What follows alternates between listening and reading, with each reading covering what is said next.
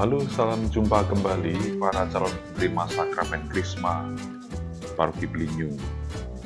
Kita bertemu dalam program dampingan online dan ini adalah pertemuan yang ketujuh. Tema besar seperti biasanya adalah siap diutus, lalu ada bahan dampingan online calon penerima sakramen Krisma. Nah, sementara tema khusus yang akan kita dalami dalam pertemuan ke-7 ini adalah berani menjadi saksi Kristus. Untuk kali ini, kita tidak memakai koda, tapi kita langsung saja kepada pembahasan, yaitu pendalaman dari Injil, teks kitab suci.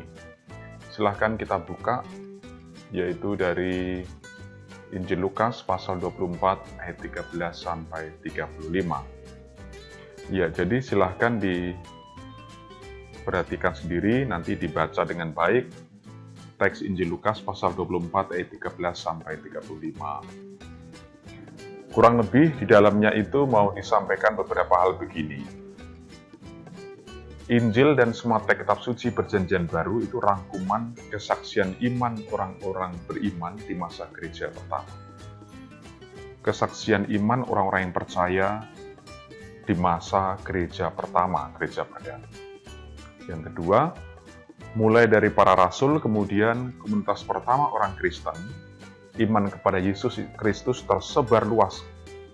Mereka dengan bangga menceritakan kesesamanya, bahwa Yesus Kristus itu Tuhan yang hidup, yang rela menderita, menerima hinaan, dan bahkan disalibkan sampai mati, padahal tidak bersalah sedikit pun. Nah, itu semua dilakukan dengan penuh kasih oleh Yesus, karena mengingat nasib malang kita, para pendosa. Nah, selanjutnya dalam teks Lukas, pasal 24 ayat 13 sampai 35 menceritakan kedua murid di Emmaus yang sebelumnya dipenuhi rasa takut, lalu menjadi sangat bersemangat dan berani bersaksi karena mereka mengalami Yesus yang bangkit dan hidup. Sebagai catatan, nanti tambahkan dalam tugasmu dengan memilih salah satu ayat yang mengesan untukmu dari Lukas 24 ayat 13 sampai 35, kemudian jelaskan sebisanya mengapa kamu tertarik dengan kutipan ayat itu. Gitu ya. Silakan nanti ini ditambahkan dalam tugasmu. Pendalaman pesan, mungkin ada yang bertanya, kapan kita mengalami kehadiran Yesus yang bangkit dan hidup? Kalau kita tidak pernah, masih perlukah kita bersaksi? Nah, jawabannya begini. Bersyukurlah bahwa kita menjadi anggota gereja Katolik, sebab dari gereja kita menerima sarana-sarana yang memungkinkan kita tidak hanya mendengar firman atau sabda Tuhan, tetapi sungguh menerima Tuhan Yesus yang seutuhnya. Nah, itu terjadi ketika kita merayakan Ekaristi dan menyambut komuni suci. Dalam wujud roti kecil itu, Yesus rela hadir secara sempurna dan ingin tinggal bersatu dengan kehidupan kita. Mungkin ini terasa tidak masuk akal, tetapi memang bukan untuk dipikirkan sehingga masuk akal, sebab ini menyangkut pada misteri iman, keyakinan iman kita. Dan persis sama dengan pertanyaan kita itu, mengapa Yesus mau mati dengan hina demi menebus dosa kita? Tidak masuk akal kan? Jadi mirip. Ini loh. Masuk akal enggak bahwa Tuhan kok rela kok mati gitu. Tuhan kok bisa dipukul, Tuhan kok bisa diludahi, nah, gitu kan. Tuhan kok butuh dikubur kan enggak masuk akal gitu.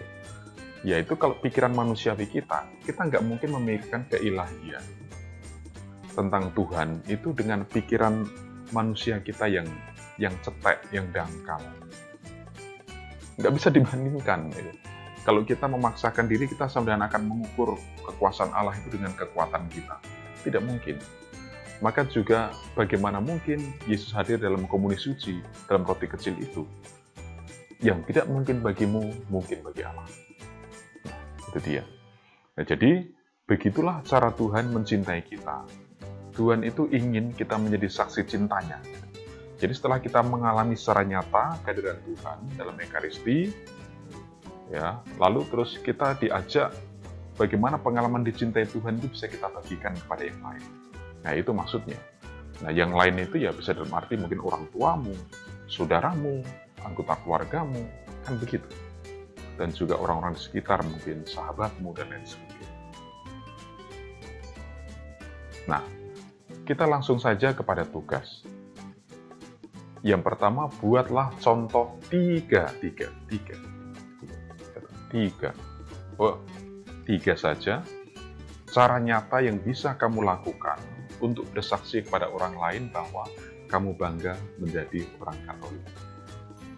Jadi, 3 saja contoh cara nyata yang bisa kamu lakukan untuk bersaksi kepada orang lain bahwa kamu bangga menjadi orang Katolik.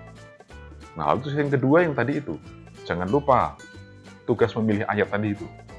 Pilih satu ayat, kemudian terus jelaskan alasannya. Makanya kalian sangat dianjurkan untuk melihat video pendampingan ini secara utuh, jangan hanya sepotong di bagian ekor, tapi secara utuh.